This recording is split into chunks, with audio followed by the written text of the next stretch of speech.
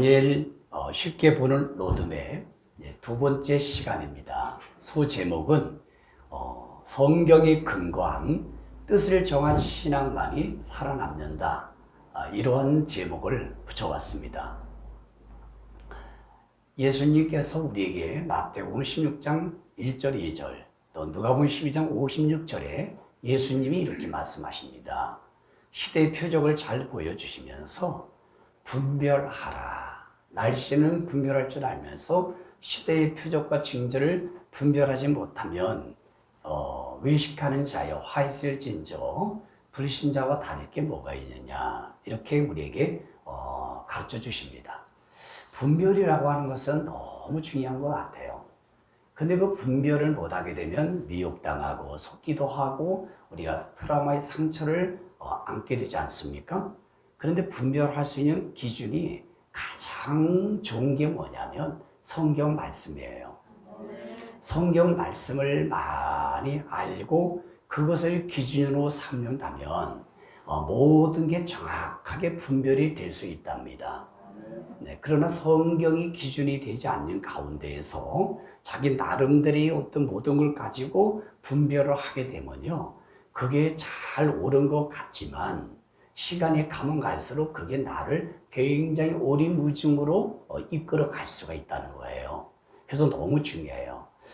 자, 그래서 성경을 잘 많이 읽으시고요. 특별히 요한계시록과 다니엘 얼마 안 되니까 이것만이라도 제한 없이 시간이 나는 대로 많이 여러분들이 읽고 듣기를 축복합니다.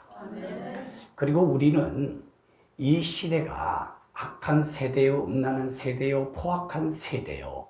예수님이 말씀하셨지만 우리가 보기에도 너무나 악한 세대 같습니다. 이럴 때 우리는 그걸 피하고 이길 수 있는 전략과 전술이 필요하지 않을까요? 그게 우리가 늘 말씀을 나눴지만 그게 마태복음 5장의 산상수훈의 8가지의 주님의 복의 마음이에요. 8가지 팔복의 마음이 우리 생각과 마음에 그게 딱 이루어졌을 때 내부에서 일어나는 그 영적 싸움과 선과 악의 싸움, 성령의 소욕과 육체의 소욕에서 언제나 우리가 백전불패할 수 있는데요. 오늘 니카오 찬양단의 찬양 가사처럼 주님이 이 땅을 보시고 나와 여러분들을 보시고 정부를 보시고 세상을 볼 때 그 너무너무 안타깝고 마귀 편에 서서 죄악의 길로 악한 길로 가니까 주님 마음이 너무너무 애끓는 거예요. 그 애끓는 마음을 우리에게 부어주세요.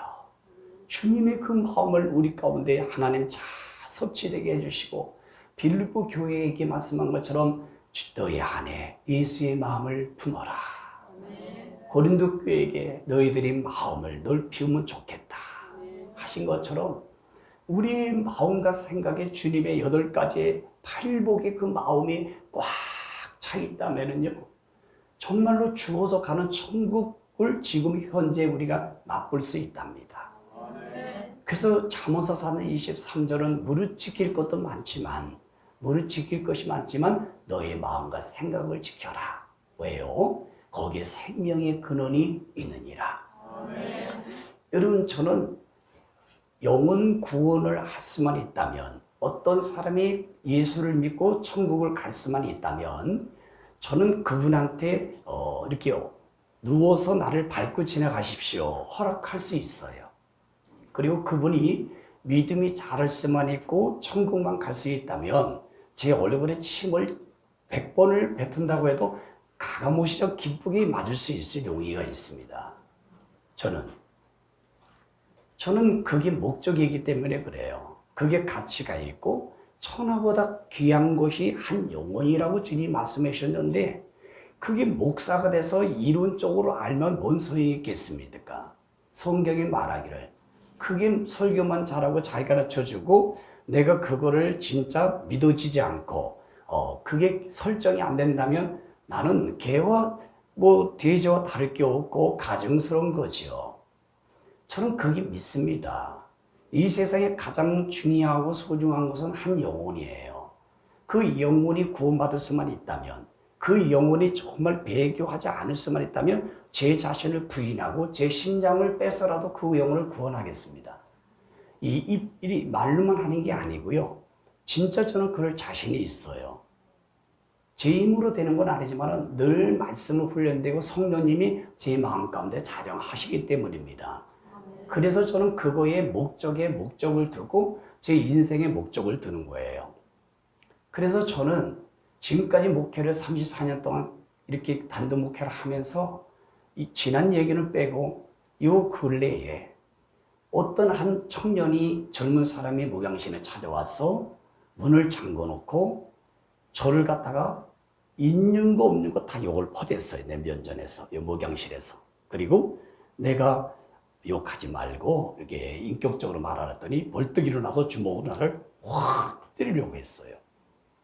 그리고 자기 옛날 과거를 말하면서 지도새도 모르게 죽일 수도 있습니다. 막 그래 나한테. 그래서 내가 웃으면서 잘 수용을 했어요. 알았다고. 그러면 할 말 다 해보라고.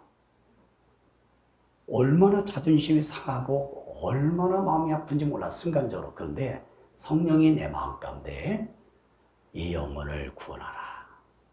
이 영혼을 네가 살려라. 이런 마음이 제가 젖어 있잖아요.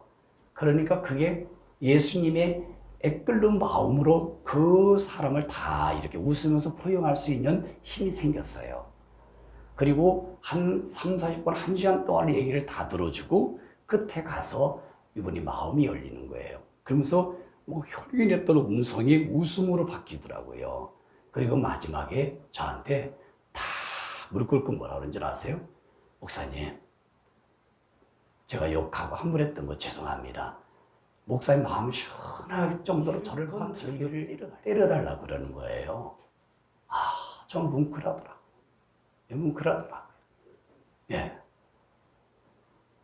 저는 도둑놈으로 몰렸습니다.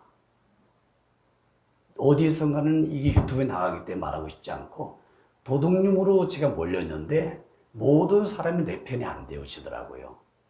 그리고 모든 사람이 나를 짓밟으려고 다 이렇게 참수하고 모함을 하는데 제가 다 아무나 안 했어요. 그래서 다 그냥 갔습니다. 포용하고. 처음에는 힘들었지만 여기에 분쟁이 있으면 안 되겠다. 하나님의 영광 가리면 안 되겠다. 내가 말씀이 있는 내가 말씀을 실천하자. 원수까지 사랑하고 그를 용서하는 건 성경인데 말씀은 전하면 무엇으로 하겠느냐. 내가 좀 억울함을 당했다고 해서 나를 부인하지 못하고 그거를 감사함으로 참지 못한다는 게 어찌 강단에서 말씀을 증거하는 사람이 될 수 있느냐. 가증한 사람이죠. 그래서 그런 말씀이 내 속에서 작동하기 때문에 제가 다 뒤집어 썼어요. 그리고 아무 싸우지도 않고 시간이 지나니까 하나님이 다 드러내서 알게 하시더라고요. 네. 여러분, 조금 기분 나쁜 일이 있어도 또 사업을 하다가 예수 믿다가 여러분들이 좀 오해를 받아도 도둑놈으로 몰려도 사기꾼으로 몰려도 살인자로 몰려도 여러분들은 그 영혼 하나가 구원받을 수만 있다면 그 영혼 하나가 교회에 나와서 변화받을 수만 있다면 그거 선택하는 사람이 결코 어리석은 사람이 아닐 거예요. 그래야 주님이 그분의 믿음을 인정하고 그분이 대인인 것입니다. 여러분 꼭 그러시길 바랍니다. 만약에 우리 성도 중에서뿐만 아니라 외부인이 나를 그렇게 두들겨 패고 나를 갖다가 막 짓밟아서 구원받을 수 있다면 저 언제든지 거기에 응해 줄 수 있어요. 우리는 그렇게 살다가 주님 앞에 가는 거예요. 예, 우리 주님 마음 꼭 가지시기를 부탁합니다. 예. 그 다음에 우리는 전신갑주를 입어야 돼요. 전신갑주를 입어서 외부에서 공격해오는 불화살이 얼마나 많이 나오는데 그걸 다 이겨야 되고요. 그리고 마지막으로는 계시록과 다니엘 말씀을 많이 이해하고 읽어서 그 전략과 전술이 있어야 적과 싸우면서 이길 수 있는 거잖아요. 그래서 이 세 가지를 잘 여러분들이 무장하시기를 축복하고요. 요한계시록 12장 11절 12절에 이렇게 말씀해요. 이 악한 마귀가 자기가 무적에게 들어갈 때가 얼마 남지 않은 걸 알고 크게 분내어 너희에게 내려갔습니다. 그래서 이 종교 영역, 정치 영역, 교육 영역, 모든 가정의 영역을 보면은요, 경악스러운 일들이 많이 나와요. 이게 그 말씀 성취 때문에 그러는 거예요. 그러면 그걸 이길 수 있는 방법은 뭐냐면 11절에 기록하세요. 예수님의 보혈의 피와 계시록 말씀으로 원수 마귀를 이기었으니. 자, 그 말씀으로 언제든지 승리하기를 축복을 합니다. 자, 이제 오늘 이제 말씀 본론으로 들어가서 다니엘서의 말씀은 계시록의 해석서 또 500년, 700년 차이가 나지만 일맥상통하는 것은 성령님이 저자시라는 거고요. 그리고 1장, 3장, 4장, 5장, 6장은 말씀의 성취가 되면서 전 인류의 환난과 고난과 역경이 올 때 그걸 피하고 이길 수 있는 복음의 대안이 기록되어 있습니다. 그리고 2장, 7장, 8장, 9장, 10장, 12장은 요한계시록 말씀처럼 반드시 앞으로 일어날 일, 되어질 일들에 대해서 기록되어 있어요. 그래서 그런 시대가 현재 우리에게 너무나 빠르게 지금 다가오고 전 세계에 지금 진행되고 있을 때 우리는 그것을 피하고 이길 수 있는 말씀의 복음의 대안이 필요한데 그걸 이제 1장부터 이제 말씀을 같이 나누기를 원하는 거예요. 자, 그 중에서 지금 시대는 마지막 시대라고 하면서도 끝말, 한일의 끝말, 주님이 공중 재림하시는 끝말 텔로스라고 하는 에스카토스가 아니고 주님 초림 때부터 말세예요. 마지막이. 그러나 지금은 끝말이라고 해요. 텔로스. 요 끝말에 지금 우리가 살고 있다는 거. 절기로 말하면은 바로 오순절과 나팔절. 아주 나팔절 가까운 요 시점에 우리가 지금 살고 있는데 이런 말씀을 서로 공유하지도 않고 이거를 모르면 그냥 아무 준비 없이 살아가다가 우리가 당하게 되겠지요. 그래서 이런 말씀을 많이 의도적으로 복합니다. 자, 다니엘서 우리 1장에서 가장 중요한 거 세 가지만 이제 나눌 거예요. 왜냐면 한 절 한 절 깊이 구체적으로 강의를 하려면은 이거 40분 1시간 안에 불가능해요. 그래서 다니엘 책이 나오기 전에 그걸 그대로 복사해서 여러분들이 나눠드린 거니까 이제 다음 주에는 책이 나올 거예요. 그러니까 이거를 잘 참조하고 나머지는 이렇게 공부하시기를 바랍니다. 여러분, 다니엘서 1장에서는 세 가지가 가장 핵심 주제인데요. 첫 번째 거기 써 있는 것처럼 오해의 솔로몬 성전을 파괴하고 유린하고 성전의 기명을 뭡니까? 모르드게 창고에 가져가게 만들고 느부갓네살 왕을 통하여 이스라엘 남유다를 포로로 잡아가게 했을까? 그 이유가 뭘까? 하는 게 첫 번째 내용이고요. 1절, 2절. 그런 다음에 이제 8절, 9절로 넘어가서 성경에 근거한 뜻을 정한 성경 사수의 신앙이 뭐냐?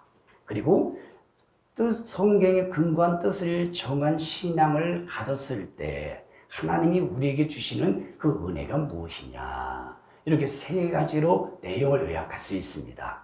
자, 그럼 우리 첫 번째, 왜 하나님의 성전을 하나님이 임재하는 곳인데 이방 나라에 그걸 넘길까요? 왜 기병을 다 이방 나라에 팔까요? 그리고 하나님의 사랑하는 백성을 왜 포로로 하나님 넘기실까요? 자, 그게 성경에 묻어 있어요. 1장 2절을 먼저 다음 장에 나오죠. 읽어보겠습니다. 시작. 주께서 유다 왕 여호와의 행가 하나님의 전 그릇 얼마를 그의 손에 넘기심에 그가 그것을 가지고 신할 땅 자기 신들의 신전에 가져다가 그 신들의 보물 창고에 두었더라. 여러분 보십시오. 주께서 이렇게 말씀하시죠. 하나님께서 유다 왕 여호와김 그리고 하나님의 전과 하나님의 솔로몬 성전에 있는 하나님의 기병과 모든 것을 바벨론 느부갓네살 이방 왕에게 이방 신에게 넘기심에 그리고 모르드이라는 신전에 그 보물을 두게 만들었을 때 하나님 마음이 얼마나 아프겠습니까? 하나님이 계시는 집인데 이걸 이방 나라에 다 넘겼어요. 그리고 거기에 있는 기물은 하나님의 거룩한 성물인데 이방 신의 창고에 다 넘겼습니다. 그리고 하나님의 사랑하는 백성을 포로로 다 잡혀가게 만들었어요. 그리고 셋째 왕 시디의 왕은 자식 앞에 눈을 빼서 포로로 잡아갑니다. 이때 잡아간 게 다니엘과 사드락과 메삭과 아벳느고 모르드게 에스더가 이때 첫 번째 1차로 포로로 잡혀간 때예요. 여러분, 하나님 마음이 너희들이 미워서 바벨론 느부갓네살 왕에게 확 팔아버렸을까요? 넘겼을까요? 그러면 이유가 있을 거 아니겠어요? 왜 그렇게 마음이 아프면서도 그걸 넘기시고 허락하셨을까? 생각을 해보셨습니까? 여러분들이 오죽하면 내 자식을 저 깡패한테 보내서 훈련시키라고 넘길까요? 부모 마음은 어떤 걸까요? 본질은 그냥 내가 기를 수 없고 내가 이렇게 하다가는 자식이 완전히 폐인이 될 것 같아. 그래서 어쩔 수 없이 저 깡패나 저 해병대 넘겨서 거기서 훈련하고 연단시키고 해서 사람이 되게 하기 위한 거예요. 그러나 그 부모의 마음은 너무 아프잖아요. 마치 하나님 마음이 그런 거예요. 지금 이 절에 있는 말씀이. 네, 이해하시겠죠? 바로 이거를 우리가 알아야 돼요. 하나님이 이렇게 마음 아파가면서도 왜 이렇게 넘길까? 아스리에게 북이스라엘을 넘기고 암몬에게 넘기고 사사기에 보니까 뭐 메소포타미아에 넘기고 블레셋에 넘기고 때로는 우리는 평양에서 믿음을 배도하니까 6.25 전쟁을 해서 북한에게 우리 남한을 아프게 넘기고 일제시대 때 30년 동안 넘기고 이런 일들이 왜 있을까요? 개인적으로 볼 때 왜 내가 하나님이 저 사람에게 나를 넘겨서 나를 저 사람 통해서 고통을 줄까? 왜 하나님이 이런 환경을 줘서 내게 이런 고통을 줄까? 전체 하나님의 통치, 하나님의 주권, 경륜에 허락됐다고 믿으셔야 돼요. 그런데 목적은 뭐냐? 우리를 파괴하고 우리를 아프게 하고 우리를 완전히 멸하려는 게 아니라 부모의 마음이에요. 그렇게 해서라도 이 사람을 지옥 보내지 않고 이 사람을 사단의 사람이 되지 않고 하나님의 자녀로 하나님의 백성으로 만들길 위한 게 그 목적인 것입니다. 자, 그러면은 왜 이렇게 하나님의 성전을 이 바벨론에 넘기고 그 기물을 넘기고 백성들을 넘길까? 그 배경은 이렇습니다. 남유다와 북이스라엘이 아모스나 이사야의 예언서의 말씀을 보니까 이때도 마찬가지고 예레미야 선지자가 그 눈물을 뿌리면서 하나님께 돌아오세요. 애굽을 의지하지 마세요. 하나님을 의지하세요. 정말 넓은 길로 가지 말고 죄를 짓지 마세요. 이렇게 눈물 뿌려 그렇게 외쳤건만 남유다의 백성들과 여호와긴 시드기야는 그걸 들어먹지 않았습니다. 백성들과 왕들이 바로 바알과 연애하고 아세라를 숭배하고 그 다음에 뭡니까? 모르독을 섬기고 또 몰렉을 또 뭡니까? 섬기고 하나님을 버리는 거예요. 그리고 교회가 하나님의 성전이 하나님을 찬양하고 하나님을 영광 돌리는 그 기능과 역할이 완전히 상실이 된 겁니다. 그때 하나님은 너무너무 가슴 아픈 거예요. 이거를 보존하자니 하나님이 너무너무 정말로 이들이 지옥 갈 것 같고 하나님의 성전이 막 세속화가 되고 그래서 어쩔 수 없이 하나님이 오늘날 세계 교회와 한국 교회와 우리 신앙의 모습을 보십시오. 얼마나 우리에게 여러분 가증한 것이 들어서 있고 교회마다 여러분 보이지 않는 우상이 여러분 들어서 있습니까? 교회 안에 세속이 들어오고 연예인들이 들어오고 세속의 노래가 들어오고 세상에 어떤 WCC가 들어오고 NCCK가 혼합주의가 들어오고 교회 안에 뭡니까? 하나님은 다 사라지고 주님은 다 사라지고 사람이 영광 받는 그런 교회가 됐고 그리고 교회가 목적이 오직 영혼 구원, 한 영혼을 꼭 배교해서 지켜내겠다는 이거의 전부의 목적이 설정되지 않고 교회가 크고 더 크고 더 크고 더 유명해지고 교회 이름이 드러나고 어떤 목사 이름이 드러나고 어떤 장로 집사 이름이 드러나려고 하는 이 큰 성 바벨론적인 교회 하나님 넘기시지 않을까요? 하나님의 적그리스도에게 넘기시지 않을까요? 세상 누울려도 딥스테이트 이 여러분 세상을 움직이는 그림자 정부에게 여러분 말씀을 빨리 성취되도록 교회를 핍박과 박해로 넘기시지 않을까요? 그게 지금 보여지고 있습니다. 그게 지금 아주 칼날을 보고 있습니다. 우리 교회도 만약에 여러분 하나님의 영광이 드러나지 않고 그 본질이 없고 사람이 어떻게 모이는 단체가 되고 이곳에 세상 것이 들어온다면 우리 교회는 하나님이 어느 세상 사람들에게 넘길 거예요. 그 교회를 문 닫게 할 것입니다.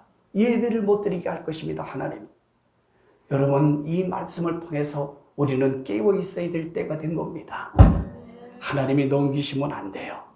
하나님이, 여러분들도 여러분 쭉정이가 되면은 하나님이 알곡이 되기 위해서 어느 환란 가운데 넘기고 저 사람한테 넘겨서 여러분 조직의 쓴맛을 경험하고 또 때로는 경제적인 어려움 가운데 하나님이 쓱 뒤밀어서 거기서 알곡이 되게 만드는 거예요. 하나님의 전 세계 팬데믹 코로나의 유행을 왜 허락하셨을까? 목사부터 정신 차리라. 쭉정이 거짓 선지자 세상적으로 가는 사람들이 하나님께 바로 돌아오라고. 그래서 알곡이 되어 천국 가라고 하는 하나님의 애끓는 마음이에요. 자, 오늘 여러분 이것이 첫 번째입니다. 자, 그런 다음에 이제 우리는 이제 두 번째 이제 말씀을 이제 보겠습니다. 자, 성경에 근거한 뜻을 정한 신앙만이 우리의 영혼이 살 길이다. 근데 여러분 보십시오. 우리는 우선 먼저 다니엘서 7장 25절에 모니터에 떠 있지 않습니까? 한번 읽어보시겠습니다. 저 말씀이 너무너무 중요한 말씀이에요. 성경 사람이 기록한 게 아니라 하나님이 기록하신 겁니다.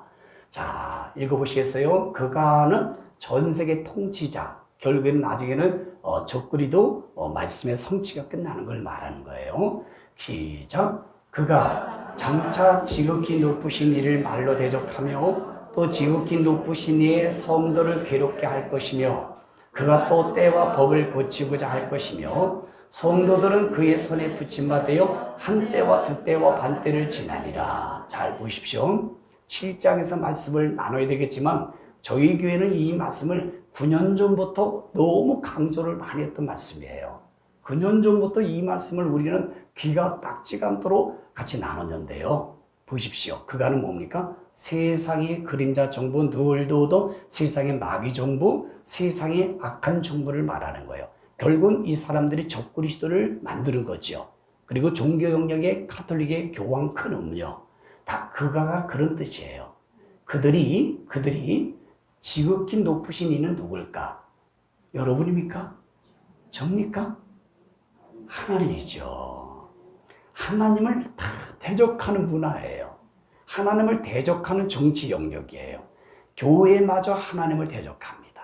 신학교도 하나님을 대적하고 있어요. 80, 90%가 그렇게 가고 있는 것 같아. 사회 영역도 학교 교육 영역도 모든 게 전 세계가 예외 없이요. 하나님을 그렇게 대적하고 있습니다. 그런데 이게 성경에 예언이 되었기 때문에 그렇게 갈 수밖에 없다는 걸 하나님이 알고 기록했고 또 그렇게 가도록 허락했다는 예언인 거예요. 그래서 계시록과 다니엘과 예언서의 말씀은 전 세계 나라의 지식이든 모든 사람이 어떻게 앞으로 갈 거를 하나님이 전지전능하시기 때문에 아시기 때문에 미리 기록을 한 거고 그리고 그거를 허락을 했기 때문에 성경이 예언을 해서 우리에게 미리 알려주는 거예요. 그럼 누구도 그거 막을 수는 없지요. 예언 성취니까. 하나님이 그렇게 허락했으니까 누가 막겠습니까? 그렇지만 이런 말씀을 우리가 알 필요가 있는 건 뭐예요? 미리 알아야 세상 나라가 이 말씀대로 간다는 걸 알고 어떻게 피하고 이길 수 있는 말씀이 우리에게 주시겠지요. 그게 있지 않습니까? 그리고 주님이 어느 때와 시기에 오신다는 것을 이런 말씀의 성취를 통해서 우리가 아주 감을 잡을 수 있고 분별할 수 있다는 거예요. 그래서 우리가 주님의 공중에서 주님을 영접하는 구원의 완성을 놓치지 않는다는 최고의 복을 받으라고 하는 하나님이 우리에게 알려주시는 복음 중에 복음인 것이에요. 자, 그러면 이 말씀을 전제로 보세요. 하나님을 대적하는 모든 것들, 그리고 또 보십시오. 자, 이는 성도를 괴롭게 한다. 성도를 괴롭단 말은 신학교를 괴롭게 하고 교회를 괴롭게 하고 교회 예배를 괴롭게 하고 우리 믿는 성도를 괴롭게 한다. 다 포함되는 거지요. 자, 성도를 괴롭게 한다. 그러면은 이제 우리를 말하는 거예요. 그 우리를 괴롭게 하고 핍박하고 박해를 하는데 방법들이 뭐냐? 때와 법을 고쳐서 때는 뭐냐면 12달이 때인데 13달로 유엔에 상정이 돼 있어요. 12개월을 13개월로 바꾼다는 겁니다. 그러면 왜 예수 믿는 사람과 유대인들이 괴로워진지 아십니까? 성경과 절기가 다 완전히 무너지는 거예요. 그러니까 성경 언약이 무너지니까 우리가 괴롭지요. 그리고 이 법은 뭐냐면은 좋은 법일까요? 나쁜 법일까요? 좋은 법은 사람을 귀하게 여기고 사람을 살리는 법이지요. 근데 성도를 괴롭게 한다는 건 우리는 여러분 사람이잖아요. 우리는 인간이잖아요. 우리 예수 믿는 사람은 동물입니까? 예수 믿는 사람은 어떤 인간도 아니에요? 그럼 우리를 왜 괴롭게 합니까? 그러면 그게 좋은 법이에요? 그 동성애를 보호하고 우리는 무시해도 되는 거예요? 그건 악법이죠. 그래서 이 법은 악법을 만들어서 바로 언제까지 우리 하나님을 대적하고 우리 기독교를 괴롭게 하느냐. 한때는 1년, 두때는 2년, 반때는 6개월, 후 3년 반, 42달, 그때 성취가 완료되는 거죠, 말씀이. 적그리스도 짐승 수정 통치 시대에. 자, 이 말씀의 큰 프레임을 가지고 이 말씀의 큰 틀을 여러분들이 항상 가지고 세상을 볼 줄 아셔야 돼. 이런 말씀을 근거가 없이 세상 돌아가는 것을 말한다면 우물한 개구리고 각 나라 안에서 그냥 자중질환으로 피 터지게 싸우는 것밖에 안 돼요. 전 세계가 성경 말씀대로 시작됐다 성경 말씀대로 진행되다가 요한계시에서 끝나는 거예요. 천년왕국에서. 누가 믿든 안 믿든. 그래서 우리 예수 믿는 사람이라면 이런 성경을 한 구절이라도 큰 틀을 가지고 세상을 볼 줄 알아야 돼요. 이렇게 멀리 보셔야 된다 이 말이에요. 근데 이 말씀을 모르면 괜히 서로 공격하고 비판하고 정죄하고 막 헐뜯는단 말이에요. 그래서 오히려 내가 하나님 자리에 올라가고 더 큰 아픔을 갖고 죄를 짓는 거지요. 그러니까 이 큰 틀을 가지고 전 세계의 나라는 악법을 만들어서 갈 수밖에 없는 거고요. 그리고 하나님을 대적하는 문화가 만들어질 수밖에 없는 거고, 그리고 전 세계 교회가 문을 닫고 교회가 이방에게 짓밟히고 게으름을 당할 수밖에 없는 게 큰 말씀의 틀이에요. 아셨지요? 그러니까 여러분들이 김정은이든 시진핑이든 푸틴이든 문재인 대통령이든 저기 이란 대통령이든 이런 세상에 어떤 빌 게이츠든 누구든 나쁜 짓을 해도 그분들 미워하면 안 돼요. 잠언서 16장 3절 말씀하니까 하나님이 악한 자를 하나님이 세상 권력과 경제와 모든 걸 허락하셨다 그랬어요. 왜 그들을 창조하고 허락했냐면 마지막 때에 이 악역의 말씀을 성취시키기 위해서 그 목적대로 쓰려고 허락하셨다 그랬어요. 근데 우리는 주인공으로서 우리는 의의 병기를 쓰임 맡고 있는 거지만 그들은 적그리스도나 마귀의 하수인이나 또는 하나님을 대적하는 무리가 있어야 되고 거짓 선지자에서 막 미혹하는 사람도 나와야 되고 또 교회가 저런 악법을 추진해서 만드는 정치인이 있어야 저 말씀이 진짜잖아요. 이해하십니까? 네. 이 말씀을 이해한다는 것은 굉장한 말씀의 깊이가 있는 거예요 지금. 그러니까 이 말씀을 모르고 강단의 목사님이든 교수든 성도든 아무리 세상 나라가 막 이렇다 비방하고 막 이래도 소용없어.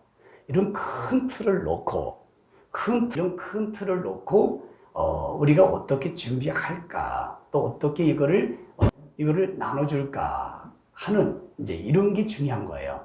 자, 그럼 이제 큰 틀을 이제 여러분들이 듣고 이제 지금부터 제가 말씀을 가르치는 걸 잘 들으셔야 돼요. 이 큰 틀을 모르고 제가 지금부터 말씀을 가르치는 걸 알게 되면은요, 사람 교만하고 정죄하고 비판하고 싸우고 다투고 혈과 육의 싸움으로 가요. 이 큰 틀을 알아야지만이 이제 정상적인 분별로 정상적인 어떤 대안을 가져갈 수 있다는 거. 특별히 이 목사님들은 이 말씀을 많이 좀 알았으면 좋겠습니다. 너무 중요한 거예요. 자, 이런 말씀을 모르니까 목사님끼리 막 피 터지게 싸운단 말이에요. 아니에요. 그렇지 않습니다. 이 말씀은 이루어져야 되지 않습니까? 요한계시록 말씀 한 구절이라도 부도나면 안 되잖아요. 부도나면 성경이 아니죠. 그거는 세상 설과 같은 거지. 이 말씀은 0.2, 점 이웃 하나도 세상은 다 변해도 점 하나 이웃 하나도 변하지 다 이룬다고 그랬어요 예수님이. 그래서 성경이 여러분 진리고 하나님인 거예요. 그러니까 이 말씀대로 세상 나라가 진행된다는데 누가 반대하겠습니까? 그죠? 자, 이 큰 프레임의, 패러다임의 틀을 딱 정해놓고 있다는 말씀을 이제 들어보십시오. 성경에 근거한 뜻을 정해야 돼요. 오늘 8절, 9절에 있는 말씀 우리 읽었지 않습니까? 다니엘이 우상 제물이 느부갓네살 왕의 우상 제물이 나오는데 그 음식이 우상에게 드린 제물이기 때문에 고린도 9장에 먹으면 안 돼. 성경에 율법적으로도 먹으면 안 돼요. 그런데 그 음식이 얼마나 진수성찬이겠습니까? 그런데 이제 막 10대잖아요. 포로로 잡혀가서 얼마나 배고프겠습니까? 포로 생활에 막 주엽이 정도 나이니까 막 탁치는 듯 먹고 싶지 않겠습니까? 내가 그 입장이라도 배고프니까 그냥 왕의 짐이니까 막 풀이 아니지 않습니까? 듣도 못했던 음식이 나오니까 그거 어떻게 절제하겠습니까? 저도 먹는 게 절제가 잘 안 되더라고. 그런데 다니엘은 그 음식을 다 거절하는 거예요. 그 뜻을 정하는 거예요. 다시 말하면 말씀을 자기 먹는 것보다 자기 생명보다 더 지키고 사수하겠다고 뜻을 다 정한 신앙이에요. 뜻을 정하여 왕의 음식을 거절했다. 우리가 성경에 근거한 뜻을 정해야 될 일이 많아. 죄를 이겨버리고 마귀를 이겨버리고 감정 혈기도 이겨버리고 자아도 죽여버리고 교만도 버려버리고 하여튼 우리가 그 뜻을 정할 일이 많아. 내 앞으로 내가 잘 살아야지, 내가 섬겨야지, 베풀어야지 뭐 되게 많아. 뜻을 딱 정하시기를 부탁해요. 우리 좌우리 인사하십시다. 우리 잘 살기로 또 잘 섬기기로 사랑하기로 뜻을 정합시다. 또 인사하세요. 네. 원수도 웃으면서 사랑하겠습니다. 그걸 뜻을 정하시라고. 그리고 또 한 번 인사하죠. 남이 나를 갖다가 째려봐도 품겠습니다. 그 뜻을 정하십시오. 우리가 그런 걸 뜻을 정하면 구절에 구수하게 하나님의 은혜와 긍휼이 지금 이루어지지 않습니까? 그리고 왜 8절인지 아세요? 팔팔하게 뜻을 정하시라고. 내가 남편을 덤비지 말아야지 뜻을 딱 정하십시오. 내 부인을 학대하지 말아야지. 내 몸처럼 사랑의 뜻을 정하면 은혜와 긍휼이 팍팍 열립니다. 내가 우리 양들을 하나님처럼 섬겨야지. 이 담임 목사가 뜻을 딱 정하면 저한테 막 은혜와 긍휼이 막 허벌나게 쏟아집니다.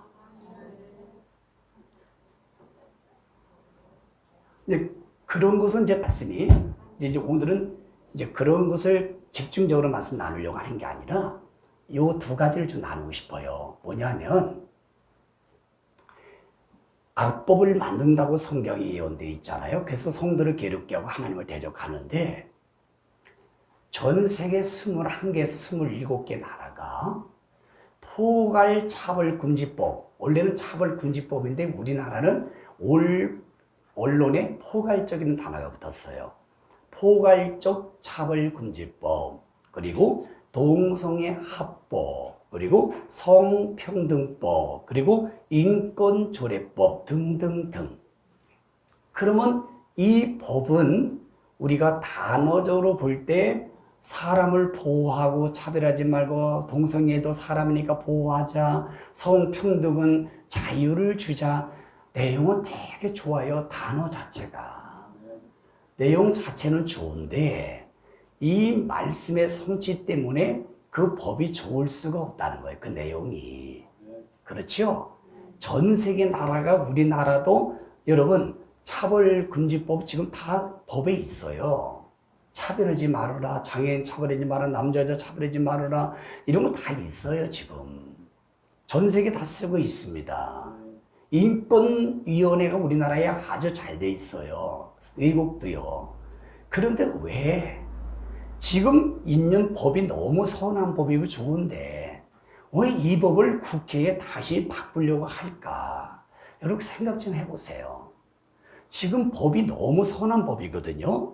사람을 지키고 그 사람을 존중하고 보호하는 법이 다 전 세계에 다 있는데도 불구하고 27개 나라가 왜 똑같이 차별금지법을 다시 국회를 통과해서 사용할까? 왜 동성애법, 인권조례법 이런 법들을 왜 성평등법 다 있거든요. 이 법을 다시 제정을 해서 왜 각 나라마다 이 법을 사용을 해야 될까? 바로 저 말씀 때문에 그래요. 저 말씀 성취 때문에 하나님 허락한 거예요. 허락을 한 겁니다. 이 큰 틀을 두고 이제 들으셔야 이제 여러분들이 이제 정리가 돼요, 말씀이. 그러면 포괄적 차별금지법은 여러분 대상과 동기와 범위가 있잖아요. 그러면 남녀 차별하지 말고 장애인 차별하고 흑인 백인 차별하지 말고 종교 차별하지 말고 모든 이 법은 얼마나 좋습니까? 그렇지요. 그 법은 누구나 반대할 이유가 없습니다. 그런데 이 포괄적 차별금지법이 뭐냐 하면 바로 동성애자가 죄다 나쁘다 할 수가 없고 성소유자를 갖다가 회사나 어디나 취직할 때 이거를 채용 안 하면 안 된다는 거죠. 이해가 되십니까? 그리고 예수만 구원이 있다고 그러면 다른 종교에서 차별했다고 이 법을 갖다 대는 거예요. 동성애가 레위기서 18장 20절에 보니까 죄라고 분명히 하나님 말씀하셨는데 감단해서 설교도 못하고 하는 겁니다. 그게 포괄적 차별금지법 동성애법에 들어가 있기 때문에 이게 차별이 역차별이 된다는 거예요. 많은 사람은 이런 내용을 모르고 아니 차별금지법 너무 좋은데 왜 그렇게 목사님들 교회에서 반대하지? 참으로 어리석은 거예요. 말씀드리잖아. 큰 틀은 저 말씀 성취고 그 법이 지금 쓰고 있는데 그 조항 안에 바로 이런 내용이 들어가 있기 때문에 그렇습니다. 그런 내용이 들어가 있지 않다면 제가 이런 말씀을 나눌 필요도 없고 그거에 대해서 여러분 여러분 뭡니까? 뭐 하라는 거예요 이거? 예? 이 사인하는 거 있잖아요 뭐. 네, 서명할 필요가 뭐가 있겠습니까? 그러면 그 나쁜 사람이지. 그런데 그 안에 동성애자를 인권을 보호하고 소수자의 인권을 보호하고 그러면서 기독교의 성도들은 사람 아닙니까? 기독교 우리는 동물입니까? 그들은 인권이라는 법 때문에 차별하지 말라고 보호하고 우리는 차별하고 이거는 아니지요. 생각을 해보십시오. 여러분 차별금지법 해놓고 백인은 차별하지 말라. 그리고 흑인은 차별해라. 이건 아니죠, 법이. 이건 나쁜 악법이죠. 그럼 불교에서는 석가모니가 여러분 경전이다 석가모니가 복을 준다라고 하는 그건 자유잖아요. 종교 자유. 그럼 우리는 예수만이 구원이 있고 예수를 믿고 구원 받으십시오. 이거는 예수 믿는 종교의 자유 인권 아니겠습니까? 그렇죠.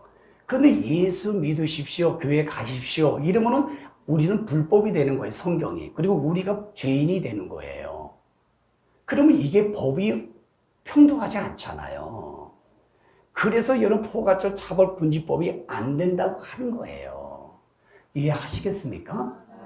그 다음에 여러분 동성애법이 보십시오. 동성애법을 갖다가 여러분 통과가 안 됐는데도 우리나라는 지방자치제를 지금 다 쓰고 있습니다. 지금 법이 통과가 안 됐는데도 그 법을 쓰고 있어요.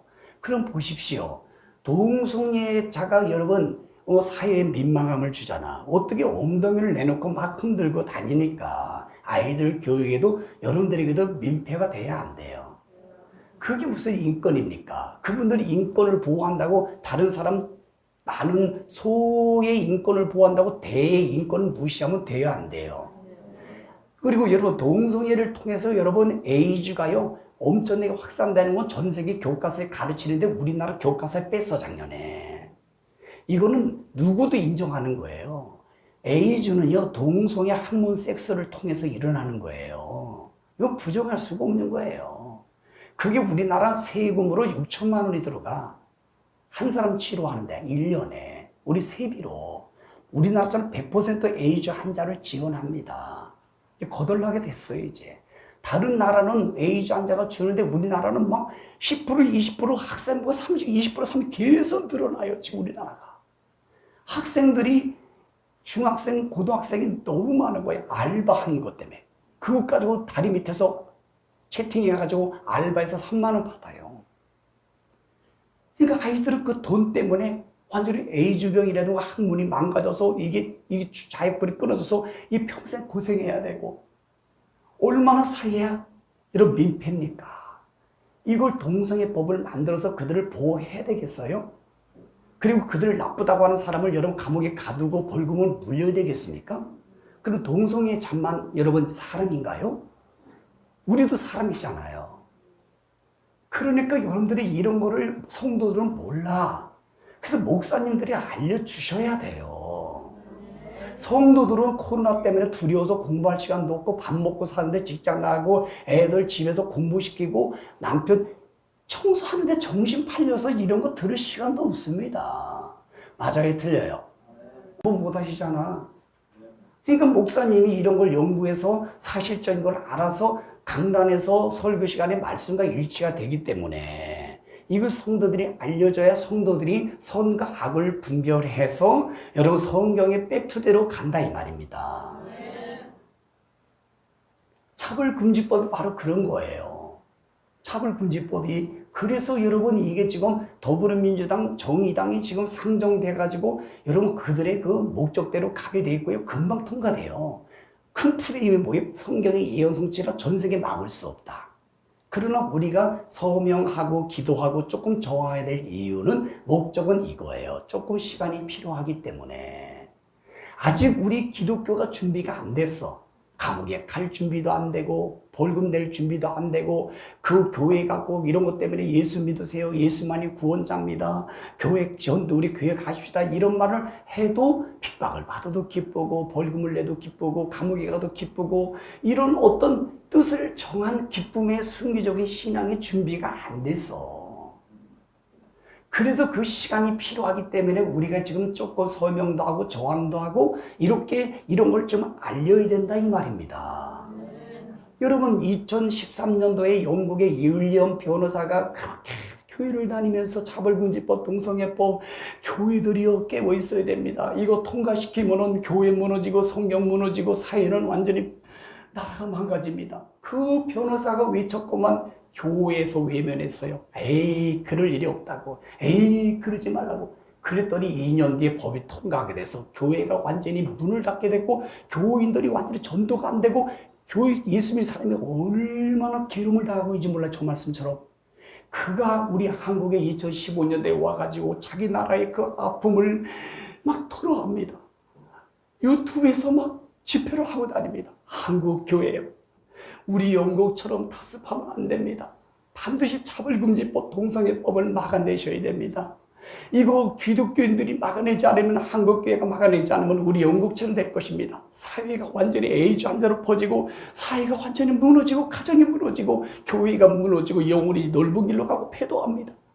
그런데 우리나라에서는요 똑같이 무관심을 갖는 거예요. 지금도 내가 이런 얘기를 하면 어떤 목회자는 에이, 그런 거 빼고 법을 통과시키면 되지. 아이고 그럼 당신이 하셔 그러면. 그걸 빼고 법을 통과시키겠습니까? 그러면 누가 말을 하겠습니까? 그러면 그런 악법이 안 만들어면 저 말씀은 부도나잖아요 또. 여러분 이해가 지금 되고 있는 거지요? 네. 여러분 무엇보다도 중요한 말씀이에요. 성경과 일치되고 현실적으로 지금 이렇게 가고 있기 때문에 전 세계 27개 나라가 이해가 되시죠? 네. 차별금지법이 바로 이런 거예요. 그러니까 여러분 절대 예수를 믿든 안 믿든 이 포괄적 차별금지법은 악법인 것입니다.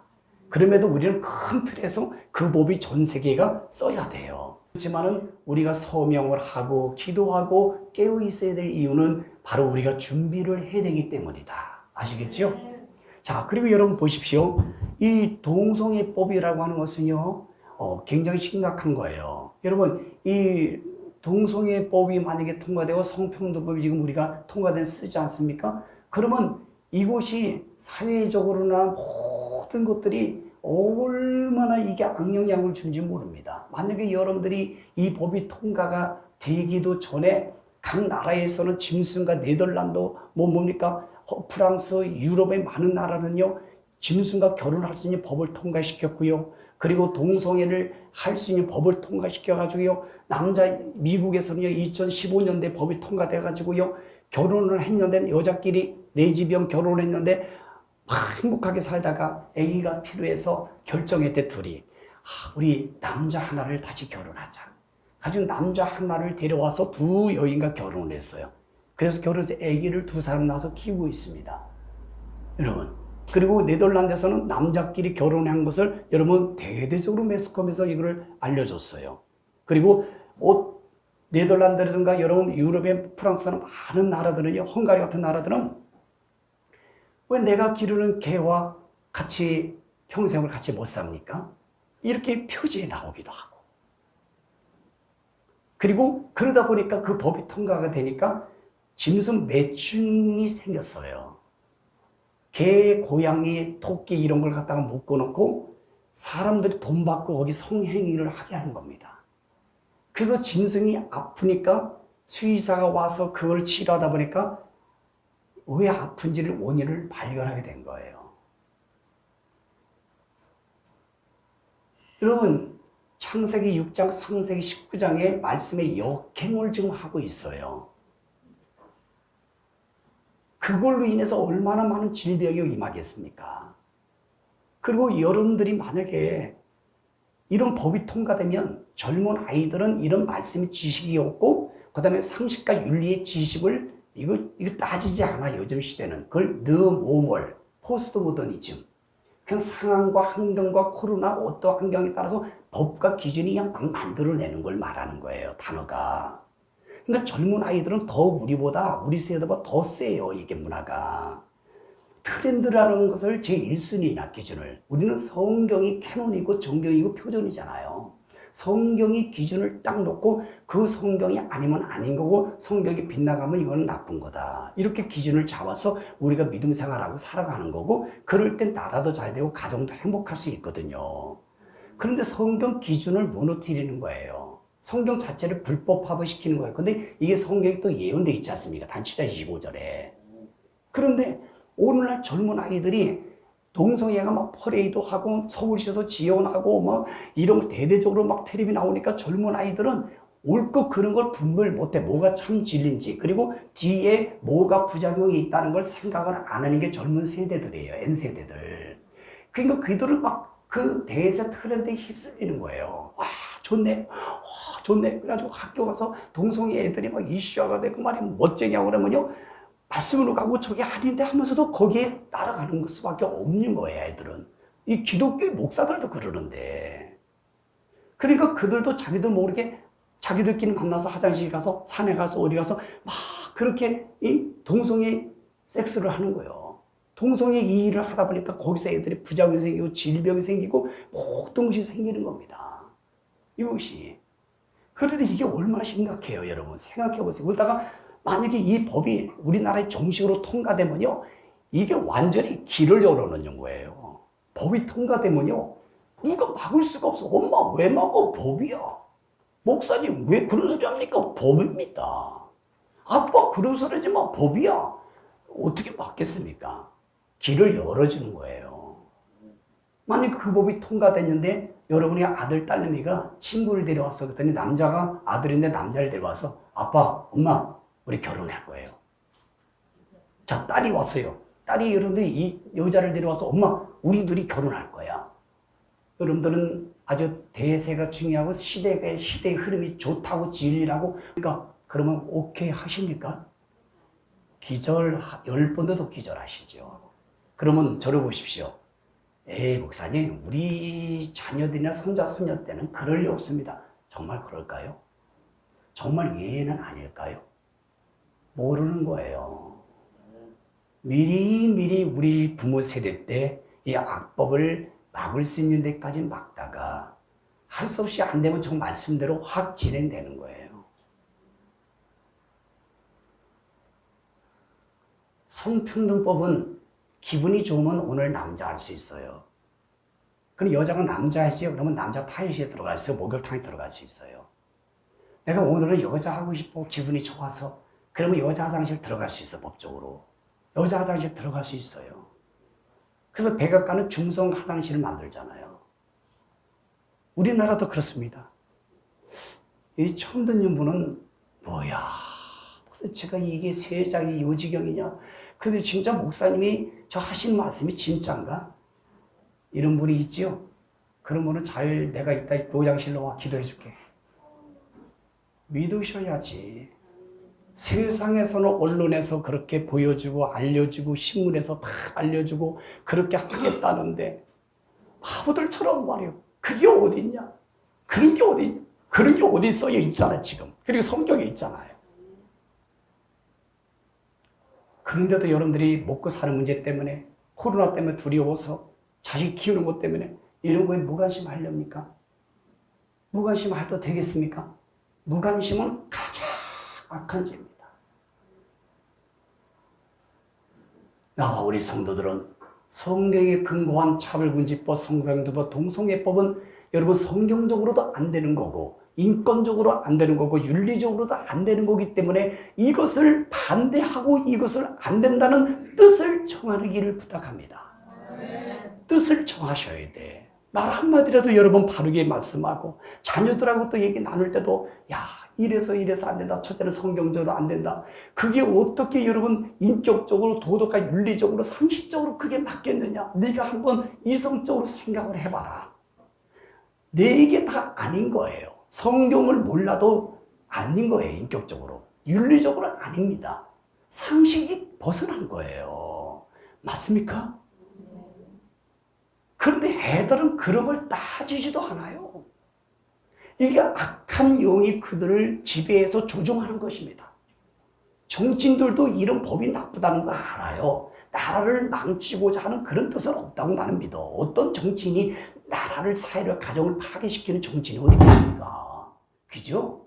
그런데 사단이 그들을 뒤에서 쓰고 조종하고 하나님이 그들을 불의병기를 저 말씀을 성취해서 쓰는 것뿐이에요.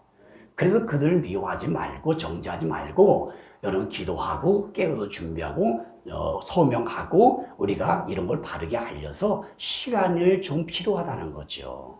그러나 큰 틀을 보면은 이 법을 막을 수 있어요? 못 막아요? 못 막습니다. 이 큰 틀을 놓치면 밑에 있는 진리는 안 되는 거예요. 이 큰 틀을 알고 너무너무 중요하기 때문에 오늘 이 말씀이 딱 오늘 할 차례라 무엇보다도 이런 악법을 우리가 따라가지 말고 이 악법에 무릎 꿇지 말고 이 악법에서 배교하지 말고 배교하지 말아야 된다는 뜻을 정하는 신앙을 가지시라는 거예요. 그럴 때 하나님은 은혜와 긍휼을 구절에 구수하게 베푸는 거 뭐예요? 그걸 피할 길을 주시고 이길 길을 주시고 그거를 여러 변화시킬 수 있는 은혜와 긍휼을 주신다고 구절에 구수하게 말씀하고 있잖아요. 그 페이지에 1장 9절이에요. 시작. 하나님이 다니엘로 하여금 환관장에게 은혜와 긍휼을 얻게 하신지라. 8절에는 다니엘은 뜻을 정하여 왕의 음식과 그의 마신 포도를 자기를 더럽히지 아니하리라. 이렇게 했잖아요. 그렇죠? 그러니까 특별히 다른 말씀도 중요하지만 이 두 가지 악법에 대해서 여러분 절대 무릎 꿇지 말고 여기에 두려워하지도 마시고 그거에 동조하지도 마시고 이건 성경에 반대되는 거고 인격적으로 반대되는 거고 상식적으로 윤리적으로 안 되는 것이기 때문에 안 된다고 결정을 하고 뜻을 정하시라는 거예요. 이해하시겠습니까? 그런 마음을 가질 때 하나님은 9절에 그 말씀을 이해시킨다. 하나님의 은혜와 긍휼을 얻게 하십니다. 은혜와 긍휼을 얻게 하셔서 여러분들이 그 상황을 이기고 피하고 반전시킨다는 거예요. 여러분 이 말씀을 꼭 믿으시기를 축복합니다. 그리고 이제 또 보십시오. WCC나 세계교회협의, NCCK는 한국교회협의회인데 여러분 기독교 신학이라든가 총신대라든가 많은 신학교라든가 목사들이 동성애에 가가지고 가운 입고 축도하고 여러분 예수님이 보살이라고 여러분 기독신학교 어떤 묘구수가 가르치고 그리고 또 뭡니까? 동성애 총신대에서는 어떤 윤리학 교수가 가르치니까 1년 퇴임을 놓고 동성애는 성경적으로 인격적으로 윤리적으로 안 됩니다라고 가르치니까 여러분 교수에서 여러분 해임을 시켰어요. 그리고 뭘 하냐면 네가 교수 보고 네가 이걸 다시 수정하고 잘못했다고 하면 다시 복지시켜주겠다. 그거 여러분 잘못됐다고 하게 되면 이 뜻을 정한 신앙이 무너지잖아. 배교잖아. 그렇게 총에서도 아무 말도 안 해, 지금. 감리교 목사는 그런데도 감리교도 지금 가만히 있으면 안 돼. 여러분 보십시오. 상황이 지금 이렇게 가는데 마태복음 24장 24절 보니까 마지막 때가 가면 갈수록 거짓 그리스도와 거짓 선지자가 많이 일어날 것이고 거기다가 말씀 통해서 표적과 이적을 통해서 할 수만 있으면 택한 자까지도 미혹하리라 그랬죠. 그럼 묻습니다. 들어보세요. 그런 교수, 목사, 장로, 집사가 많이 나와요, 안 나와요? 나와야 성경이에요. 그러니까 그분들이 많이 나올 때 우리는 뭐 슬퍼하고 노하고 상처받을 일도 없고 말씀이 빨리 성취되는구나. 주님이 공중에 오실 날이 가깝구나. 이렇게 가는 거예요. 왜냐면 그 말씀을 성취시킬 악역이 필요해. 목사님들이. 교수님이 필요해. 예수님이 보살이다. 동성애는 옳다.